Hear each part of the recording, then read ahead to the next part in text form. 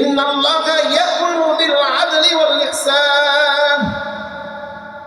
যেই রব আমাকে জবান দিয়েছেন, আল্লামাহুল বায়ান, আল্লাহ তাআলা আমাকে জবান দিয়েছেন, ভাষা শিক্ষা দিয়েছেন।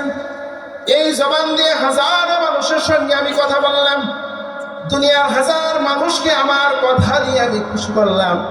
আল্লাহ তাআলা বলেন, বান্দা এই জবান দিয়ে কি একবার বলতে পারো না সুবহানাল্লাহ? আল্লাহ তাআলা বলেন, বান্দা একবার যদি সুবহানাল্লাহ বলতে, এই জবান দিয়েছিলাম আমার প্রশংসার জন্য, তুমি কি বলতে পারো না? আলহামদুলিল্লাহি রাব্বিল আলামিন আর রহমানির রহিম মালিকি ইয়াউমিদ্দিন। আল্লাহ তাআলা বলেন, বান্দা যখন আমার এইভাবে প্রশংসা করতে থাকে, আল্লাহ তাআলা খুশি হয়ে যান। আল্লাহ বলেন, আমার বান্দা আমার প্রশংসা করছে, ফেরেশতারা দেখো আমার বান্দা আমার বরত্ব প্রকাশ করছে, আমার বান্দা আমার প্রশংসা করছে, আমার বান্দা আমার আজিমুশ শান, আমার বরত্ব, আমার ক্ষমতার প্রচার করছে।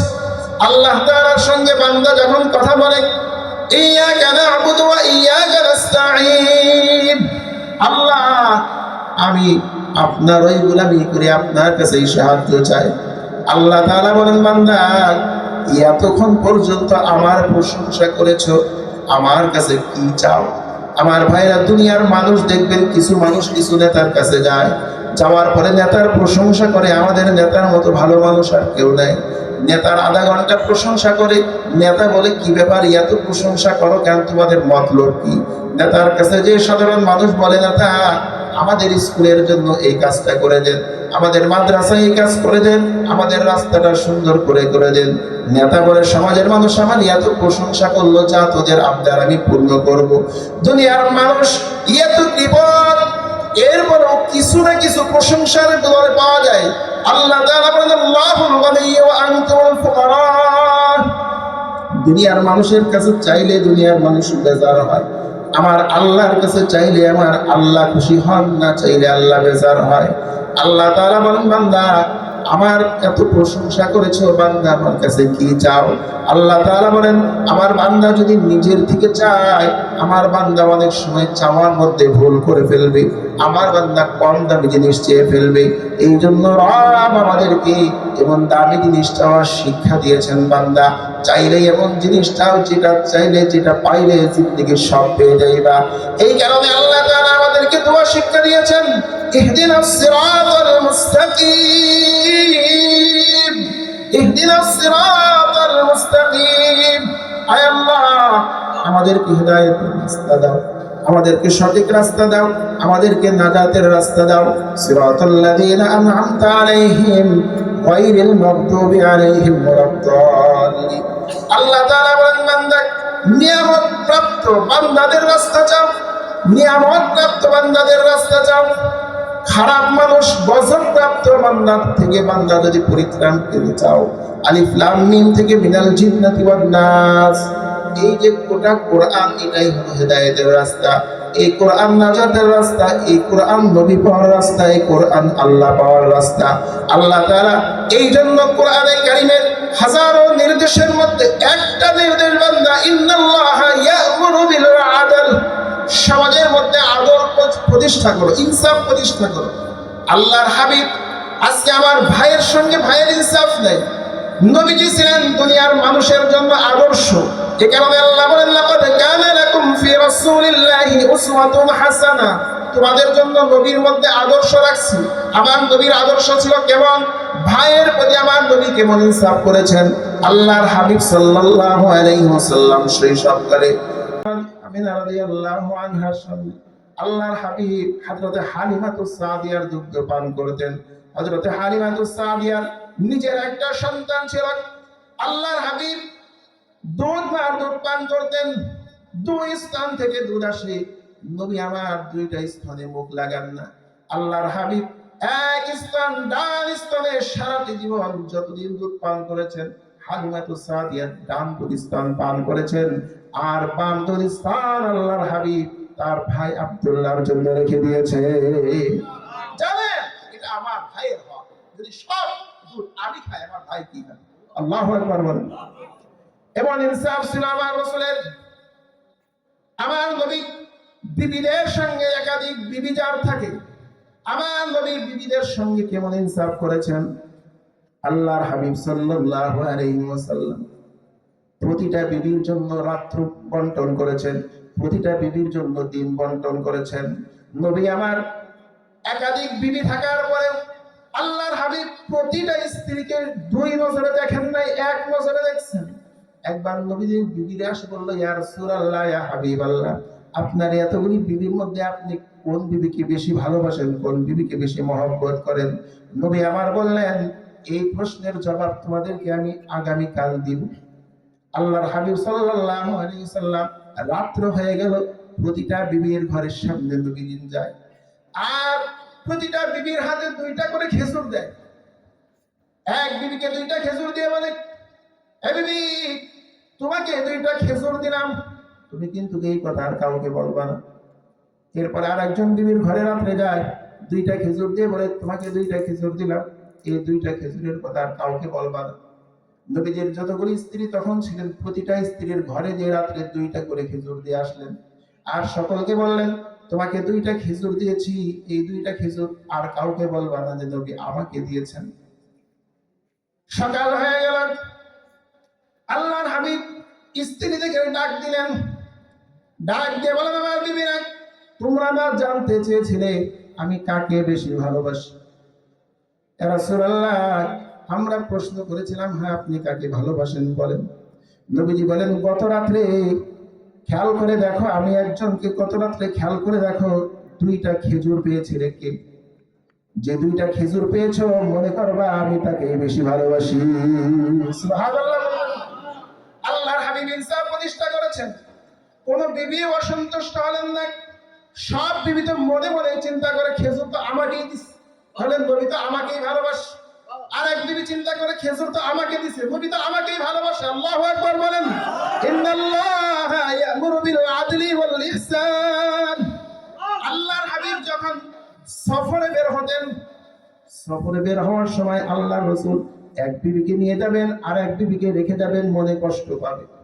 এই জন্য আল্লাহর হাবিব লটারির ব্যবস্থা করতেন, লটারিতে যার নাম আসতো তাকে নিয়ে নবীজি সফরে বের হতে।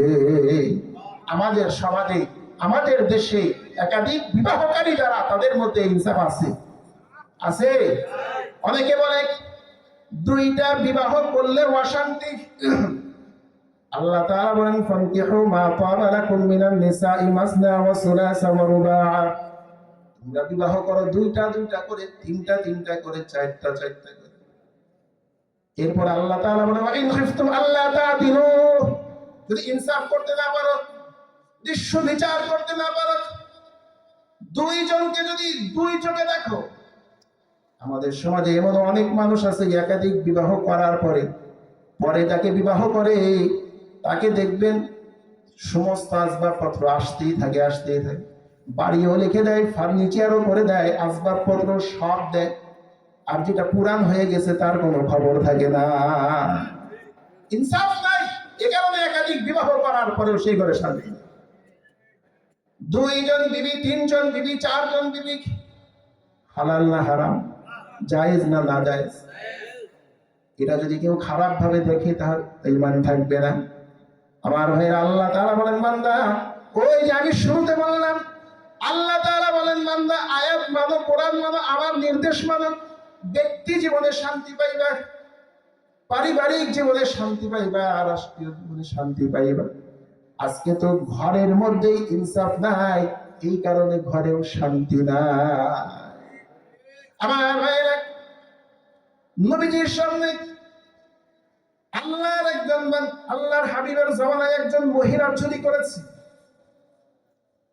আমাদের সমাজের মধ্যে গরিব মানুষের বিচার হয় একরকম, ধনী মানুষের বিচার হয় আর একরকম, ঠিক কিনা? যারা ক্ষমতায় থাকে তাদের বিচার একরকম, যারা ক্ষমতায় থাকে না, বিরোধী দল থাকে, তাদের বিচার হয় আর একরকম। যারা নিম্ন শ্রেণীর, আমাদের সামাজিক দৃষ্টিতে যেই বংশের কোনো মান মর্যাদা নেই, আর কিছু বংশ আছে, কিছু পরিবার আছে, মানে মর্যাদা সম্পূর্ণ কিছু পরিবার আছে না? বিচারের ক্ষেত্রে দেখবেন দুর্বলের উপরে সবসময় জুলুম করা হয়। সবল ব্যক্তি, ক্ষমতাশীল ব্যক্তি, অর্থশীল ব্যক্তি হাজার অন্যায় করার পরেও তার কোনো বিচার হয় না। আল্লাহর হাবিবের জামানায় কুরাইশের একজন মহিলা, সম্ভ্রান্ত পরিবারের একজন মহিলা চুরি করে ফেলেছে। ইসলামের বিধান হল আস-সারিকু ওয়াস-সারিকাতু ফাকতাউ আইদিয়াহুমা, চুরি করেছে তো হাত কেটে দাও। সমাজের হাজার হাজার চুরি বন্ধ হয়ে যাবে। সমাজের মধ্যে যখন একজন চোরকে প্রকাশ্যে নিয়ে হাত কেটে দিবে, সমস্ত চোরেরা দেখে ভয় পাবে, হারে আমি যদি রাতের অন্ধকারে চুরি করি, আমার ধরা পড়ার সঙ্গে সঙ্গে আমারও হাত কাটা যাবে, সুতরাং আর চুরি করব না, আমার হাতটাও আমি ফালাবো না। এটা হলো কোরআনের বিধান, হাত কেটে দাও। সম্ভ্রান্ত পরিবারের মহিলা চুরি করে ফেলেছে। নবীজির সামনে সাহাবীরা যে একটু রিকোয়েস্ট করবে, আবদার করে, ইয়া রাসূলুল্লাহ, এত দামি পরিবার, উচ্চ বংশীয় পরিবারের একজন মানুষ চুরি করেছে, ইয়া রাসূলুল্লাহ, যদি তাকে একটু কোন রকম শাস্তি কমিয়ে দেওয়া যায় তাহলে ভালো হয়, নয়তো বংশের মান মর্যাদা নষ্ট হয়ে যায়। সাহাবীরা এই কথা বলতে সাহস পাচ্ছেন না। আল্লাহর হাবিব হযরত ওসামা ইবনে যায়েদের ছেলে হযরত ওসামা নাতিকে খুব আদর করতেন, হাসান হুসাইনের মতো আদর করতেন। নাতি তো অনেক সময় ছেলেরা গেলে বাবারা ধমক দেয়, কিন্তু নাতি তো ছোট, আবদার করে, রসিকতা করে, দাবি করে অনেক কথা বলতে পারে। হযরত ওসামা আল্লাহ রাসূলের সামনে গেলেন।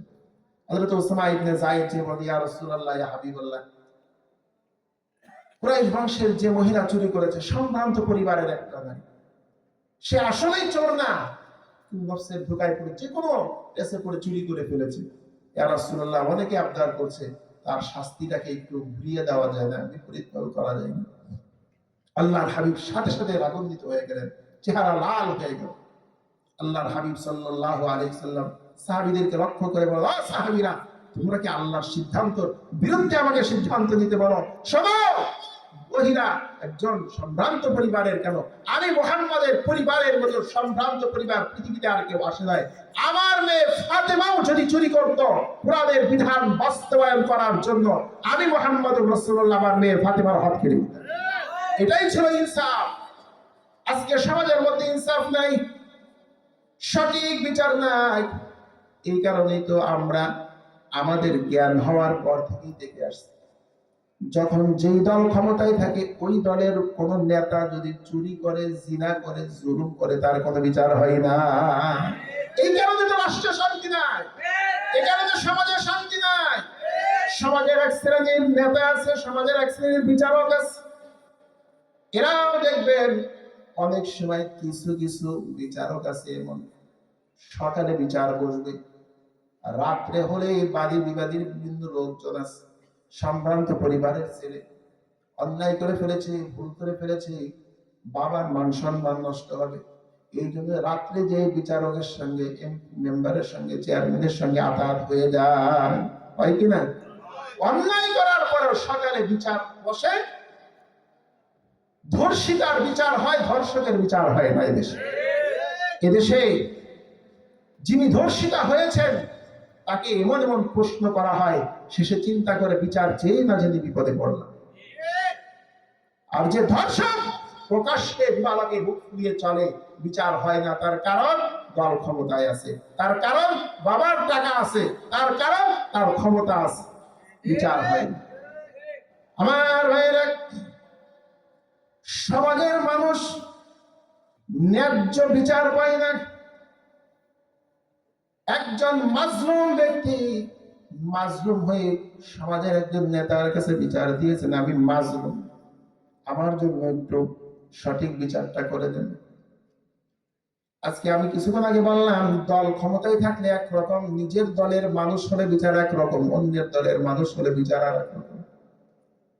আল্লাহ তাআলা কোরআনে কারিমে বলেন, ইয়া আইয়ুহাল্লাযীনা আমানু কুনু কাওয়ামিনা লিল্লাহি শুহাদাআ বিল কিসত ওয়া লা ইয়াজরিমান্নাকুম শানাআনু কওমিন আলা আল্লা তা'দিলু। হে মানুষ, হে ইমানদারেরা, শত্রুতা বশত তোমার কোন দলের প্রতি একটা বিদ্বেষ আছে, কোন পরিবারের উপরে বিদ্বেষ আছে, কোন ব্যক্তির উপরে বিদ্বেষ আছে, শত্রুতা বশত, শত্রুতার কারণে ন্যায় থেকে তোমরা বিচ্ছিন্ন হয়েও না, ন্যায় বিচার থেকে ন্যায়ের উপর প্রতিষ্ঠিত থাকতে যেন তোমাদেরকে বাধা না দেয়। ইদিলু, তোমরা সঠিক বিচার করো, ন্যায়ের উপরে থাকো। হুয়া আকরাবু লিত্তাকওয়া, আর ন্যায়ের উপরে থাকাই এটাই তাকওয়ার আলামত। বলেন না সুবহানাল্লাহ।